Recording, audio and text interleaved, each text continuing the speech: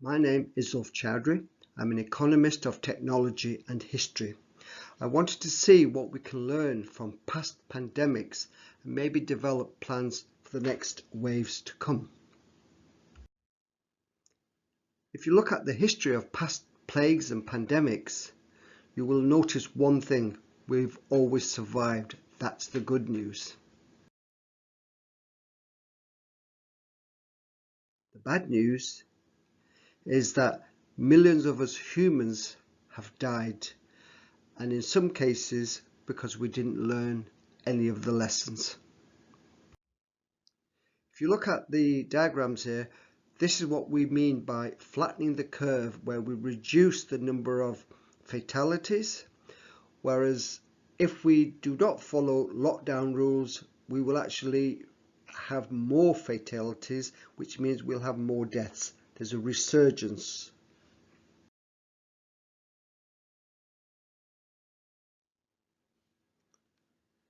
Now, I don't know when plague started. I don't think anyone knew, but we know that in history they've occurred again and again.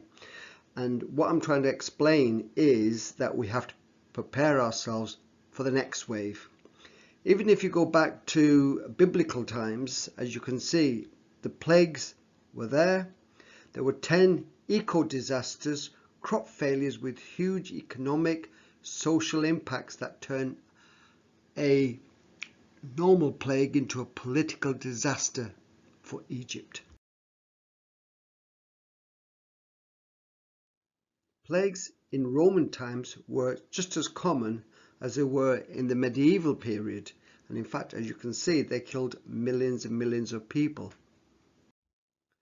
The Black Death that everyone's aware of, it didn't just occur once. As you can see, it occurred time and time and time again. The Spanish flu, which came in 3 waves, and you can see the time scale between each wave. It affected mainly the young, and it was due to inadequate isolation controls for many of the returning soldiers, and they were all fit young men who tended to die.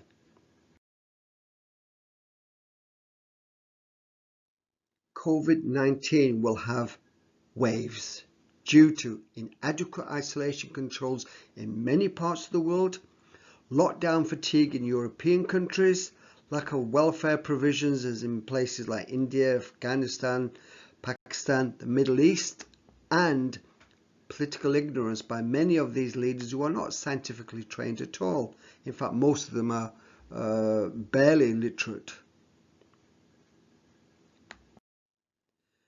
For a while, the post-COVID world may appear different, but I believe that people, because we're social animals, will eventually get back to talking to each other at close quarters, and that will make the situation worse. So work and play, and with crippled economies, you can imagine the impact. The strength of the human condition is that we work best when we work together. Humans are social animals. We depend on each other for everything from nurturing to clothing to putting food on our table. Now let me just explain what businesses can do for the next wave. I've created here a simple diagram saying, hey, you have to have pre-COVID actions, what you're going to do before the event, then what you're going to do during the event, i.e. continuity actions, and then what's going to happen after the COVID lockdown or changes take place.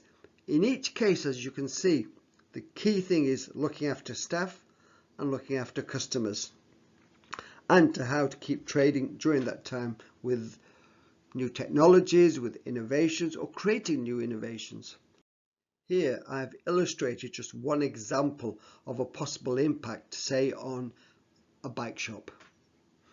They've got rent, they've got overheads, they've got social distancing rules and health benefits to think about.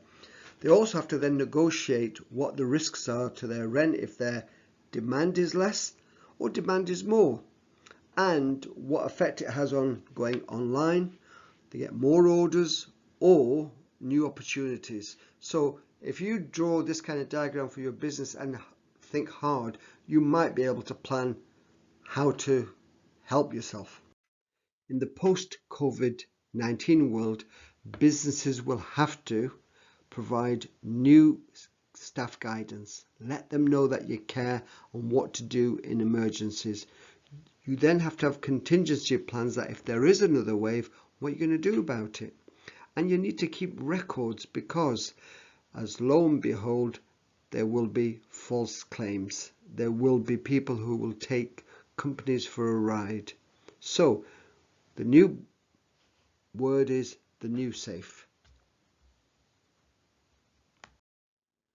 These are just my short-term predictions for just a few of the variables.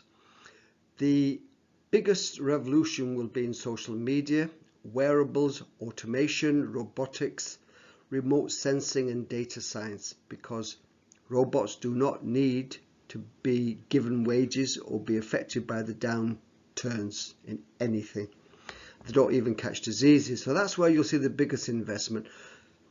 The biggest loser is politics. As it currently stands, it needs to be re-engineered. It needs to we need to get rid of some of the politicians with all the fake news, a lack of trust, lack of competence in most of these, and of course the distortions.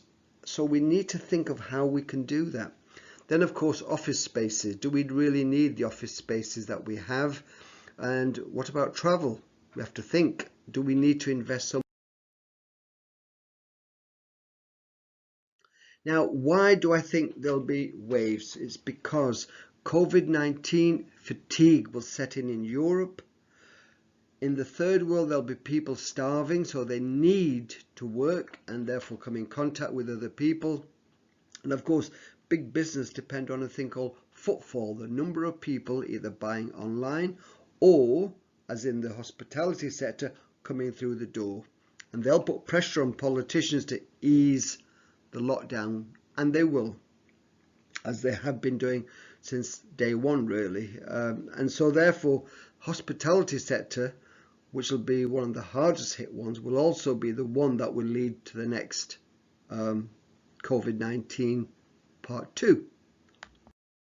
Do we really want to go back to the old normal? With economies in worldwide recession, how can we revive jobs and industry? How can we move away from the disaster of self-interest based policies to a balance between national and world interests, as well as to get back to global free trade, which offers the best route out of mass poverty, employment for millions and millions of people? One thing we have learned, that fake news, spin, lies and distortions by politicians worried about their own positions has hindered rather than helped in the fight against COVID-19. And I believe COVID-19 is not an excuse, but we can take bold steps now, however painful, to create new structures, new social and economic agendas based on individual liberty, freedom and free press. We need to think, how can we make things egalitarian so we can all help each other to survive in the waves to come?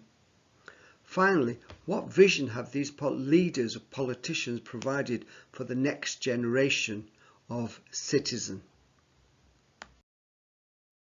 As Heraclitus, a Greek philosopher, said, no man ever steps in the same river twice.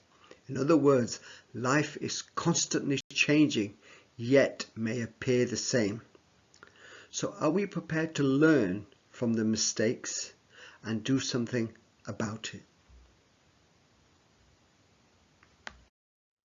Thank you for watching this overlong repetitive video. Any comments or views, please feel free to email me. Thank you.